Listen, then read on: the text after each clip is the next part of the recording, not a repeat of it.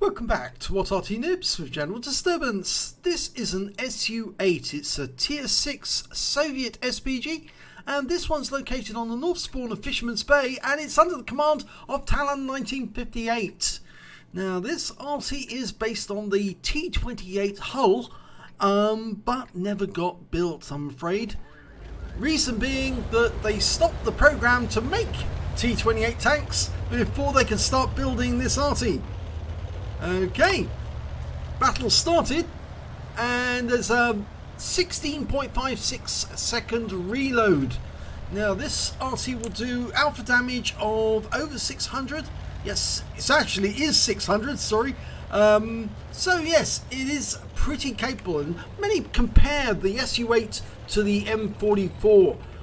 It's got better DPM actually as well. Okay, Talon's now looking for a target, and he's moved his aim over the other side of the battlefield, but the first tank that's spotted is a Type 58. Now it's a Chinese medium tank, Tier 6, lining up a shot, working out where it's going, lining up, rounds out, looks good, direct hit! In fact, that hit the engine bay, in fact close to the ammo racks as well. Really good shot, 223 hit points. It probably didn't pen. Now, this is a Tier 8 game. He's Tier 6 Arty, which means he's going to earn extra XP from this game. Now, that's a Super Jumbo, and he just tracked him.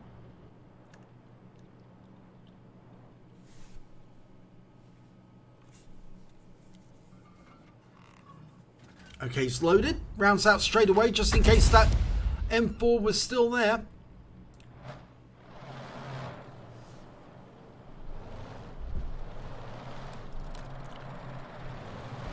Well, there's something interesting. They found an SP-1C over the other side of the battlefield, and he actually got quite close to our tanks, so he was spotting for his team.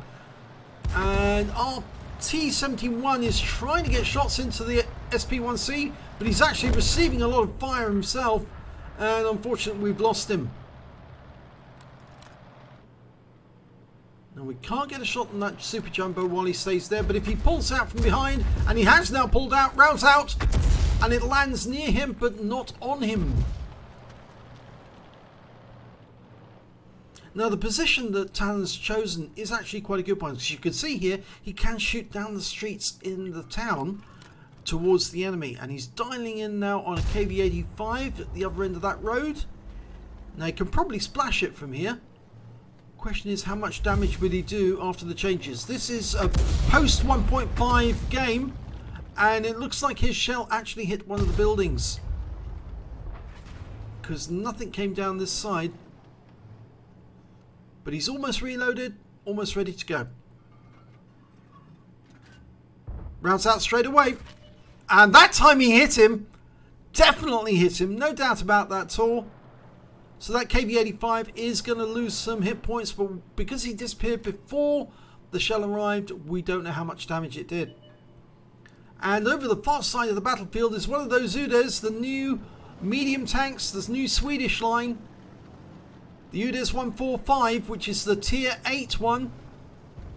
Trying to get a shot on him. It's a difficult shot. Now, there's one good thing about the SU-8, it's got a very high arc of fire, which means the shell is going up and over, and it can sometimes fire past obstructions. Okay, Stura Mill, the other end of the town. Unfortunately, he's behind that barn, and that's a difficult shot. We fire a round in and hit the barn. Looking for that KV-85, but we found an ARL-44. Trouble is, we've got a red line, which means that we would be hitting something that's in the way. So Talon's going to move just a little, adjust his field of fire, and see if he can now get shots on them. Well, has he got a red line? Yes, sort of, yes. So there's an obstruction. He can only get the shell near. He needs to move further to the... yes, all he did was stun the ARL there. He needs to move further to the east if he's going to get an angle to shoot at that tank. Okay, in the meantime, up at the centre line, T-69. He's loaded now. Rounds out. And he hits the building. Now, Talon actually asked me which tank should I go for a while back, and he said, should I pick this one or should I pick that one? And one of the choices was the SU-8, and I said, yes, guess the SU-8. It's very much like the M44. It's got a very good fire rate, slightly slower than the M44, slightly, but it's what really it makes up for is the DPM, because the M44 can only do 550 alpha, whereas the SU-8 can do 600 alpha, so there's that difference. The other thing, of course, I said it's got the high arc, which is good, and it's also fairly nippy. Not quite as nippy as the M44, but it's still pretty good. Now, unfortunately, at the moment, Talon's having a great deal of difficulty trying to get a solution on these tanks because other vehicles are in the way, and we just lost the KV-2 to that Lurva. And there's that steering mill again. He's trying to pick a good target that he can hit. There's a T-3485. He fires to that, and he does get a splash. 109 hit points off that one. Now he's changing position again. Never be afraid to actually change position quite drastically. I know it means that you're not going to be firing whilst you're moving from one spot to the other, but it can actually mean you get much better fire arcs on the enemy. And you cannot deny that finding a new firing position can sometimes mean you'll get more hit points from that than you will from the one you're actually in. And so Talon moving to the west side of the map at this moment is quite a good idea, because not only have we captured the west side of the map, but also it might give him better arcs of fire on those tanks in the town. Okay, well, we're getting a request for fire on the Lurva at the moment, and Talon's still moving over to a firing position. I think he's going to go to the far west tip, because there he won't be seen by the enemy, but we can see the enemy tanks because we've got spotters looking for us. That's good. Okay, he's actually staying up just behind a tree. Okay, and they're selecting the Lurva. The M12 saying the Lurva. We're looking in the general vicinity of where that tank was seen.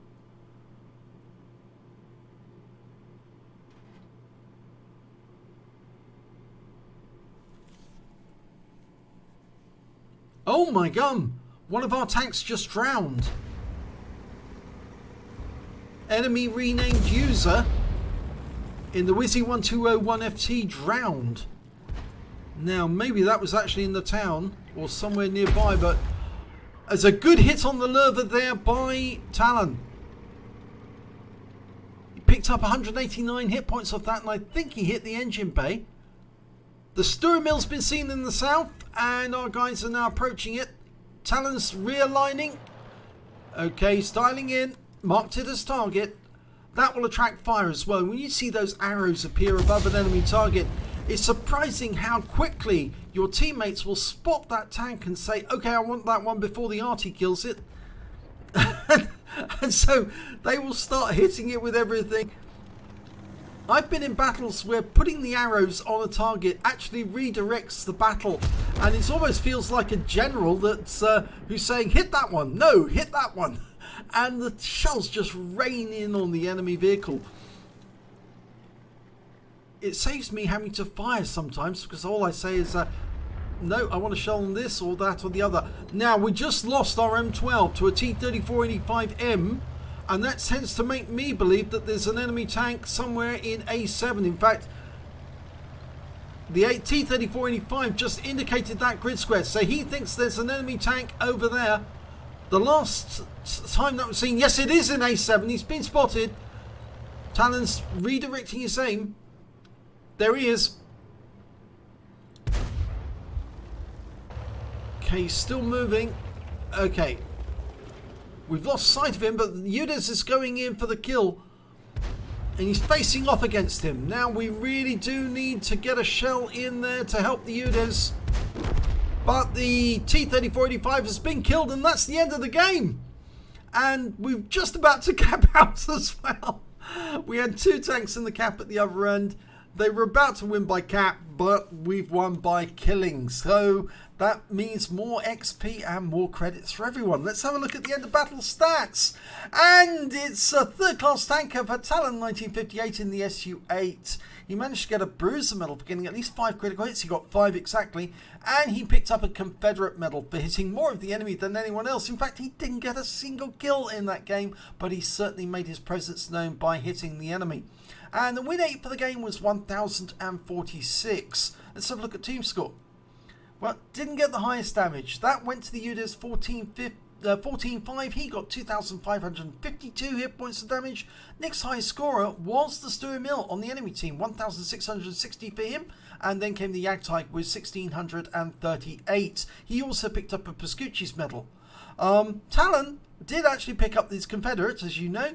He got 827 hit points of damage. When it came to kills, I'm afraid it was the Stewie Mill. He got 5 kills during that game. Then came the UDES 14.5 with 3, and also the Jagdtiger with 3. Yep, no kills for Talon, I'm afraid, but that meant that he was more likely to get the Confederate. And when it came to base XP, it was UDES 14.5. He got 895, so he got top in, well, 2 columns. And then came T34-2 GFT with 6552 and the Jagdtiger with 624. Talon managed to get 460 base experience points. He fired 12 rounds. He got 3 direct hits but no penetrations and 8 splash. Damage of 827 hit points, and all of it was more than 300 meters. He hit 6 of the enemy but didn't get a kill, but he did get 299 hit points of stun assist off 7 stuns. On a premium count, he earned 24,621 credits, and after ammunition resupply took away 14,901 credits. He received 1 bond for getting the Confederate, 690 XP, times 2 for the first victory. He had a reward for completing the mission and events of 1,380, so he took away 2,760 experience points altogether. So that was a pretty good battle and a nice Confederate to boot. And this was a game from the 1.5 update, again checking to see, is it better or is it the same as before? And I'd have to say on the whole that it is actually fairly much the same. Not quite, maybe. Less damage if you get a shell near the target than right on it. But all the same, I think it is workable. I think we can play with this level of damage, and we just have to get better at hitting the target every time. And hopefully Wargaming will give us a bit of help and a bit of compensation by making the accuracy better on some of these tanks. And that will compensate us for having a lost damage roll. On the damage and the XP tide, well, yes, that is slightly lower than I would have expected for Talon. But he did pick up some credits, he did get XP, and so we'll have to see in some more battles, you know, is this right? Is this what it's going to be?